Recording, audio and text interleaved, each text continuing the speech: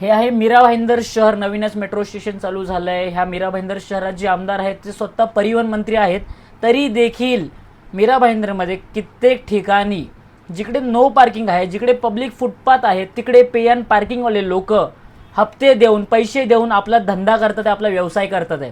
कितीतरी ठिकाणी फुटपाथच गायब केलेत. कितीतरी ठिकाणी फुटपाथवर जे चालायला पाहिजे तिकडे गाड्या लावून ठेवलेत, गॅरेज चालू आहेत.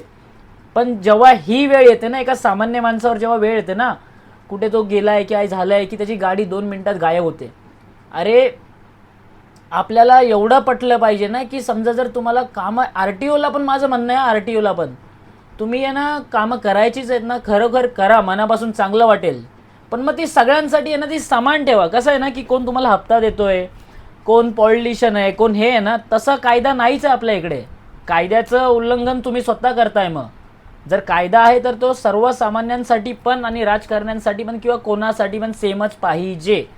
आता हे फुटपाथवरच्या गाड्या उचलल्या मीरा भाईंदरमध्ये, मीरा भाईंदरच्या लोकांना सांगतो जिकडे तुम्हाला दिसतील ना 112 वर कॉल करा, पोलिसांना सांगा बघा इथे गाड्या लावलेत. मग तो पे अँड पार्किंगचा टोलवाला असू दे, काही पण असू दे, फुटपाथ आहे. मग ते सगळ्यांसाठी असू दे.